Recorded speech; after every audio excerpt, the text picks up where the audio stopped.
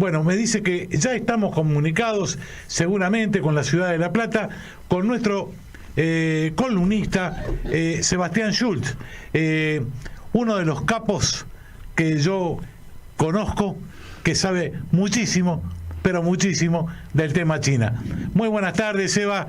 La profesora Valdés y quien te habla te agradecen por el contacto. ¿Cómo va? Hola, muy bien, muy bien. Un saludo grande para todos ahí en el piso. Un gusto hablar con ustedes. Bueno, el gusto es nuestro, Sebastián, como siempre. Nos hicimos un lugar porque ya veníamos de hace tiempo, desde que publicaste ese libro junto con otros escritores sobre el tema China, que buscábamos el momento para poder conversar contigo, porque este fenómeno de China es una cosa única, ¿no? Histórica, y bueno, y se da la casualidad que este fin de semana fue el Congreso del Partido Comunista Chino. ¿Cómo estás viendo tú la cosa? Bueno, es un congreso que es, de alguna manera es histórico, digamos, es un congreso del que se habla poco acá en Argentina y en América Latina en general, y asombra por la magnitud que tiene este congreso.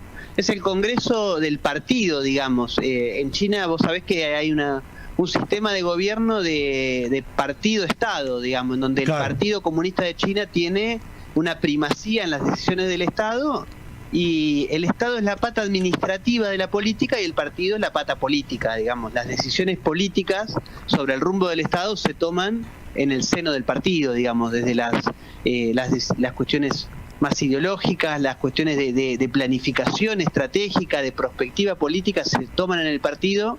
Y ahora, el domingo pasado, arrancó el Congreso del Partido. Es un congreso que dura hasta el jueves, hasta pasado mañana, y es un congreso importante porque es el congreso donde se está debatiendo las líneas políticas estratégicas de China para los próximos 5 años, pero donde también se están renovando las autoridades del partido, entre ellos el secretario general del partido, que allá en China el presidente de la nación ocupa el puesto de secretario general del partido. Entonces, seguramente quien se elija secretario general del partido el año que viene se va a elegir como presidente de China. En China el año que viene recambia presidente, aunque todo indica que va a haber una continuidad de Xi Jinping. Claro. En este sentido. Son casi 2.300 delegados los que están siendo parte de este congreso, que son delegados de los 96 millones de afiliados que tiene el Partido Comunista de China. Esto también sirve para a veces poner en cuestión un poco la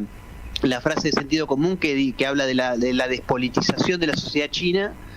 Uno de cada 14 chinos aproximadamente es miembro afiliado al Partido Comunista, digamos. Es un partido que tiene mucha referencia. Estos 2.300 delegados están divididos por cuotas, digamos, cuotas. Hay sectores de trabajadores, sectores de empresarios, digamos, etnias minoritarias. Está dividido por regiones.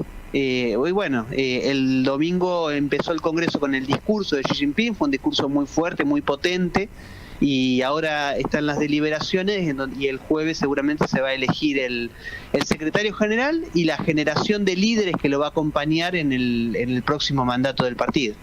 Claro. Ahora, en esto que se ha visto en estos primeros días del Congreso, se están viendo las líneas hacia el futuro, con este plan hacia el 2028. Es muy relevante la importancia, y aquí un oyente, porque hablamos un ratito antes de sacarte al aire sobre el tema China, y nosotros hablamos con la profesora Valdés sobre esto, y un oyente nos escribió y nos dice que es complicado entender a China, socialismo de mercado, donde las principales empresas capitalistas hacen cola para invertir allí. Y el compañero dice, no me cierra, ¿no? Lejos de ser la Madre Teresa. Sí. Bueno, ¿vos qué podrías contestarle al compañero? No, es que obviamente es muy difícil de entender a China por varias razones. O sea, y no solo a China en un sentido de que la sociedad oriental, las sociedades orientales son muy distintas a las occidentales, y ahí es donde se nos complica entenderlas y amoldarlas a nuestra matriz de pensamiento.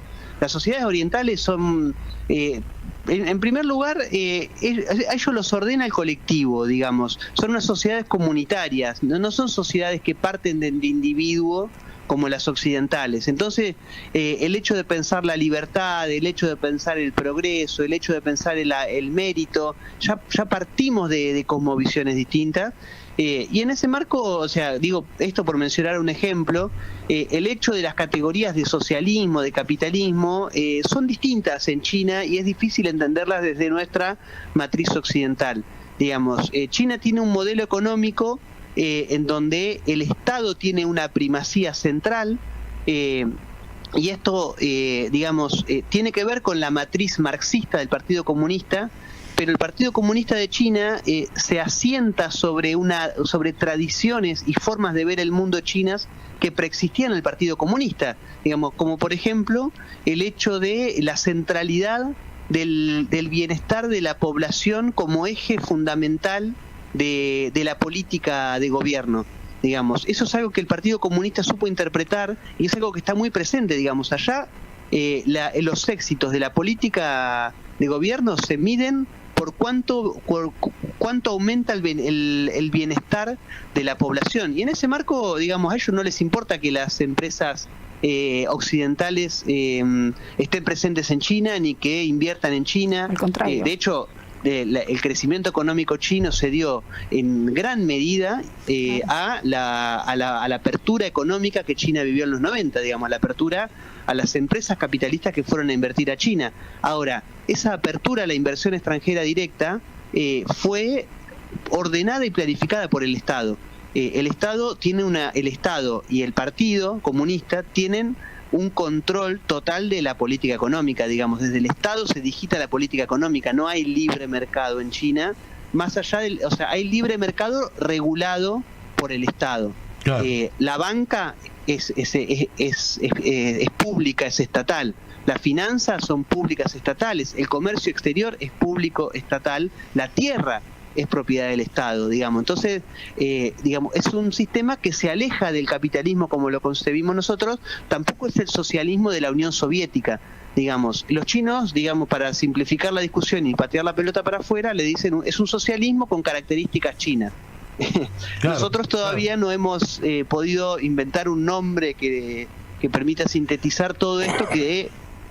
dicho mal y pronto, es un quilombo, es difícil de entender la forma de organización económica y política de China. Sí, Silvia.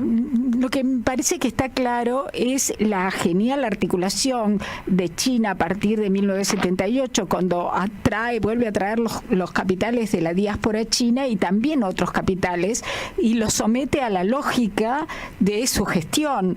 Es decir, una gestión que en el siglo XVIII, ya con la dinastía Manchú, era una gestión desde el punto administrativo impecable. Después vino la gran divergencia del siglo XX, pero es una constante esta forma de articulación exitosa que tiene China y que ahora, con la recuperación de la idea de la ruta y del cinturón de la seda, se está mostrando, se está haciendo evidente en todo el mundo. Y esto que decía el compañero que nos llamó por teléfono diciendo que no era la Madre Teresa, pero es indudable que China acaba de perdonarle la deuda a los países africanos porque veían que no podían pagar los swaps de ninguna manera. O sea, pienso, y que esto en realidad es una pregunta, pienso que el panorama en la relación nuestra, digamos, de América Latina y el Caribe con China es mucho más propicio para el desarrollo de nuestros países que la relación unipolar con los Estados Unidos anglo-norteamericana. Claro, no, sin dudas, y vos tocaste temas que son centrales, digamos, y que son fundamentales de entender a la hora de conocer un poco el mundo China, digamos, el rol de la diáspora, lo que vos decís de la diáspora china, digamos, que después de la revolución se había exiliado en Taiwán, en Japón, en el sudeste asiático, en Corea del Sur, digamos, la alianza con el Partido Comunista en la reforma y apertura fue central, porque también esa diáspora fue la que facilitó el ingreso de las empresas occidentales. Pensemos que para una empresa estadounidense, una empresa europea, no es fácil decir, bueno, me voy a China a invertir. sí, o sea, no conoces el idioma, no conoces la escritura, no conoces la forma de pensar de los chinos, y ahí es donde el gobierno chino aprovechó muy bien esa diferencia cultural para decirle a las empresas occidentales: ustedes vengan a invertir acá, porque a nosotros nos interesa que inviertan. Ahora, ustedes van a invertir siempre y cuando se asocien con una empresa china. Exacto. Y ahí fue el momento en donde las grandes empresas chinas, muchas de propiedad estatal, empezaron a copiar la tecnología occidental para desarrollar su propia tecnología. Es decir, la reforma y la apertura se realizó siempre teniendo en cuenta el bienestar o el crecimiento de la economía china como base, digamos. Y bueno, obviamente nadie en la política no hay madres Teresas de Calcuta, no hay actores involutos, porque estamos disputando poder. Ahora, creo que lo que permite China de alguna manera es poner en cuestión la unipolaridad norteamericana como base, digamos. Siempre es malo para el sistema internacional que haya un solo actor, claro, que detente el poder y que someta al resto de los actores. Nosotros en América Latina lo hemos sufrido hasta el hartazgo, porque nosotros hemos sufrido el sometimiento de los Estados Unidos vía militar, digamos, vía económica con el Fondo Monetario Internacional. China hoy ofrece una alternativa, que es decir, bueno, tenemos otro actor en el cual recurrir, en el que hasta ahora, la verdad, no ha planteado ninguna de las cuestiones que planteó históricamente Norteamérica. ¿Dónde está el plan Marshall chino, el plan Cóndor chino para América Latina? Claro. No existe. China, incluso en términos históricos, sufrió el mismo sometimiento colonial que sufrimos nosotros. De hecho, hasta 1997 tuvo unas Islas Malvinas en China, que fue Hong Kong, un enclave británico producto de la herencia colonial, y esto que vos mencionabas de la gran divergencia, ¿no? Lo que fue el derrumbe de la economía china producto de el saqueo que sufrió por producto de las potencias occidentales. Claro. Y creo que eso es algo que se entiende comprendiendo la historia. La sociedad china, el Estado chino nunca fue un Estado agresor. Nunca. El Estado chino siempre fue un Estado que se articuló con los pueblos vecinos desde el comercio. Y creo que eso también es importante para entender hoy lo que es la iniciativa de la Franja y la Ruta. De hecho, como el Estado chino nunca fue un Estado agresor, de hecho todo lo contrario, digamos. Pensemos la muralla china era una muralla defensiva para que no pasen los invasores. Como China nunca desarrolló un ejército moderno, nunca pensó, no lo desarrolló porque no lo necesitaba, también por eso cayó fácilmente frente a los ejércitos europeos. Claro. Digamos, los europeos no pudieron someter a China vía económica, sino que recurrieron a la fuerza de las armas, digamos. Todas las potencias occidentales se aliaron para saquear a China vía militar. Y la guerra del opio, todo eso. Digamos, eso todavía hasta hoy persiste, esa forma de pensar las relaciones internacionales desde China. Uh-huh. Sí. Otra cosa que me parece, no sé si compartís esto, interesante, es que durante el predominio de los gobiernos neoliberales en América Latina y el Caribe, China sobre todo negoció con la CELAC, e inclusive en 2018, cuando se hizo el encuentro en Chile, primero se hizo en el mes de enero el encuentro con la CELAC, y recién en julio se hizo el encuentro con la OEA. O sea que hay siempre, por parte de China, en sus relaciones con la región, hay un privilegiar la CELAC, que es sin duda esta, digamos, reunión de los gobiernos progresistas, y que, bueno, en aquel momento tenía su centro en La Habana. Sí, y es fundamental porque creo que es central. Digamos, China tiene dos documentos de Estado publicados específicamente para América Latina. Digamos, es una de las pocas regiones donde China tiene dos documentos de Estado, los libros blancos de China, en donde enmarcan la relación con América Latina. Obviamente en ningún lado aparece que China solo va a articular con la América Latina si se aleja de tal o cual país, si lleva adelante tal o cual política económica. Son documentos que hablan de cooperación multidimensional. Y en ese marco, el actor que China reconoce como interlocutor para la región es la CELAC. Y es central, digamos, porque la CELAC es una instancia que surge desde los propios países de América Latina.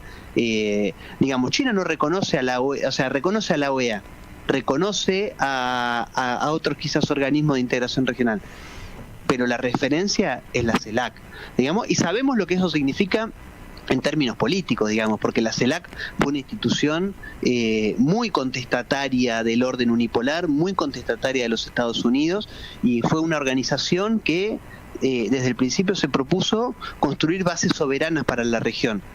¿Qué hizo China? Dijo, bueno, esta es mi organización, Claro. esta es la organización con la que yo voy a articular. Y a partir de ahí los foros China-CELAC que China desarrolló. Creo que China de alguna manera apostó mediante ese foro y todavía apuesta a un crecimiento de la soberanía latinoamericana a partir de este tipo de instancias de articulación regional. Claro, Muy bien, claro. buenísimo. Sebastián, siempre nos quedamos cortos contigo. Tenemos que combinar cuando vengas aquí a Buenos Aires, a ver si puede ser un martes para que puedas venir al piso y poder conversar un poco más sobre China. Siempre nos hace falta conocer un poco más. Te agradecemos muchísimo por el contacto. Y bueno, seguramente te vamos a seguir convocando. Dale, encantado, siempre un gusto hablar con ustedes, así que sí, seguramente vamos a coincidir y vamos a estar ahí charlando en el piso, así que muchas gracias por la comunicación. Muchas gracias a ti.